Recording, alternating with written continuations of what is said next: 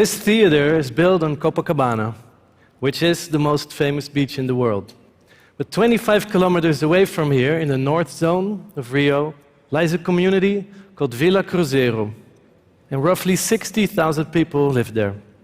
Now, the people here in Rio mostly know Vila Cruzeiro from the news, and unfortunately, news from Vila Cruzeiro often is not good news. But Vila Cruzeiro is also the place where our story begins. 10 years ago, we first came to Rio to shoot a documentary about life in the favelas. Now, we learned that favelas are informal communities. They emerged over the years when immigrants from the countryside came to the cities looking for work, like cities within the cities, known for problems with crime, poverty, and the violent drug war between police and the drug gangs. So what struck us was that these were communities that the people who lived there had built with their own hands, without a master plan and like a giant work in progress. Where we're from, in Holland, everything is planned. We even have rules for how to follow the rules.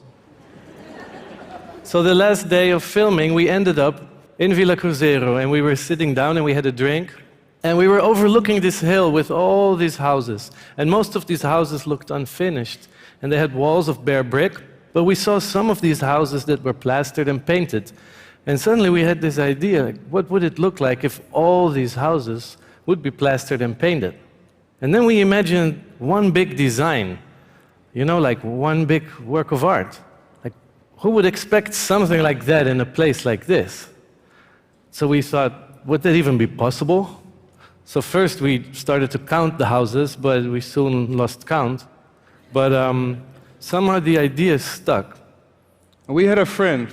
He ran an NGO in Vila Cruzeiro. His name was Nanko, and he also liked the idea. He said, you know, everybody here would pretty much love to have their houses plastered and painted. It's when a house is finished. So he introduced us to the right people, and Vitor and Mauri became our crew. We picked 3 houses in the center of the community, and we start here. We made a few designs, and everybody liked this design of a boy flying a kite the best. So we started painting, and the first thing we did was to paint everything blue. And we thought that looked already pretty good. But they hated it. The people who lived there really hated it. They said, "What did you do? You painted our house in exactly the same color as the police station." In a favela, that is not a good thing. Also the same color as the prison cell. So we quickly went ahead and we painted the boy. And then we thought we were finished. We were really happy. But still, it wasn't good because the little kids started coming up to us and they said, "You know, there's a boy flying a kite, but where is this kite?" We said, it's art. You know, you have to imagine the kite. And they said, no, we want to see the kite. So we quickly installed a kite way up high on the hill so that you could see the boy flying the kite and you could actually see a kite. So the local news started writing about it, which was great. And then even Guardian wrote about it. Notorious slum becomes open-air gallery. So, encouraged by this success, we went back to Rio for a second project, and we stumbled upon this street. It was covered in concrete to prevent mudslides, and somehow we saw a sort of river in it. And we imagined this river to be a river in Japanese style, with koi carp swimming upstream. So we decided to paint that river.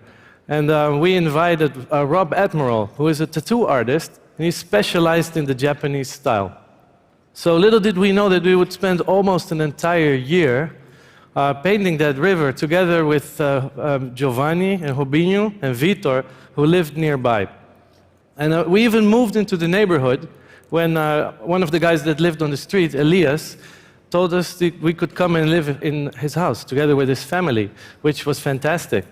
Unfortunately, during that time, another war broke out between the police and the drug gang.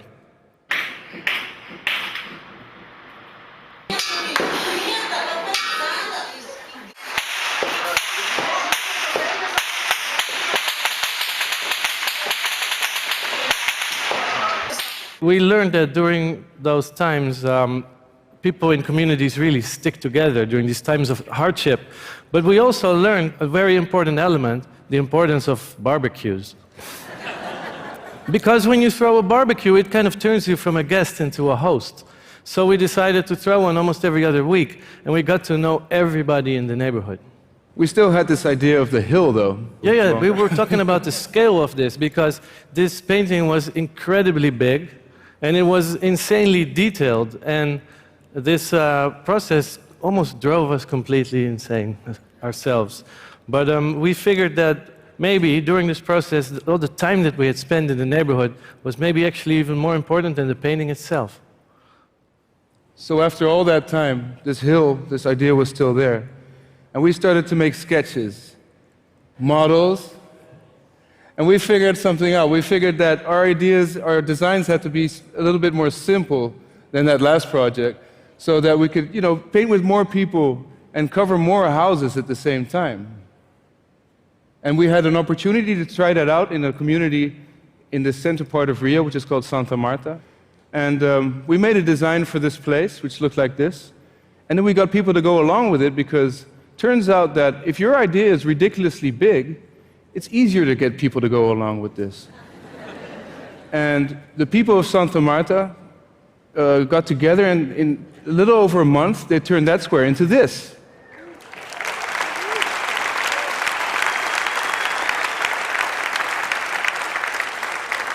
And this image somehow went all over the world. So then we received an unexpected phone call from the Philadelphia Mural Arts Program. And they had this question, if this idea, our approach, if this would actually work in North Philly, which is one of the poorest neighborhoods in the United States. So we immediately said yes. Now we had no idea how, but it seemed like a very interesting challenge. So we did exactly the same as we did in Rio, and we moved into the neighborhood and started barbecuing.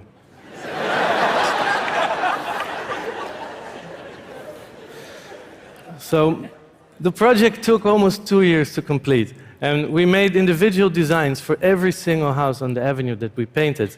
And we made these designs together with the local store owners, the building owners, and a team of about a dozen young men and women. They were hired, and then they were trained as painters.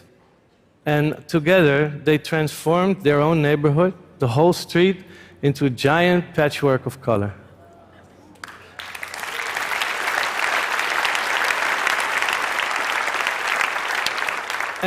And at the end, the city of Philadelphia thanked every single one of them and gave them like a merit for their accomplishment. So now we had painted a whole street. How about we do this whole hill now? We started looking for funding, but instead, we just ran into questions like, how many houses are you going to paint? How many square meters is that? How much paint are you going to use? And how many people are you going to employ? And we did try for years to write plans, for the funding and answer all those questions. But then we thought, in order to answer all those questions, you have to know exactly what you're going to do before you actually get there and start. And maybe it's a mistake to think like that. It would lose some of the magic that we had learned about, that if you go somewhere and you spend time there, you can let the project grow organically and have a life of its own. So what we did is we decided to take this plan and strip it away from all the numbers, and all the ideas and presumptions, and just go back to the base idea, which was to transform this hill into a giant work of art. Instead of looking for funding, we started a crowdfunding campaign, and in a little over a month, more than 1,500 people got together and donated over $100,000. So for us, this was an amazing moment, because now we finally had the freedom to use all the lessons that we had learned and create a project that was built the same way that the favela was built, from the ground on up, bottom up, with no master plan. So we went back and we employed Angelo, and he's a local artist from Villa Cruzeiro, very talented guy, and he knows almost everybody there. And then we employed Elias, our former landlord, who invited us into his house, and he's a master of construction. Together with them, we decided where to start. We picked this spot in Villa Cruzeiro, and houses are being plastered as we speak. And the good thing about them is that they are deciding which houses goes next. They're even printing T-shirts, they're putting up banners, explaining everything to everybody, and talking to the press. This is an article about Angelo that appeared. So while this is happening, we're bringing this idea all over the world. So like the project we did in Philadelphia, we're also invited to do workshops, for instance, in Curaçao. And right now we're planning a huge project in Haiti. So the favela was not only the place where this idea started, it was also the place that made it possible to work without a master plan, because these communities are informal. This was the inspiration. And in a communal effort, together with the people, you can almost work like in an orchestra, where you have 100 instruments playing together to create a symphony.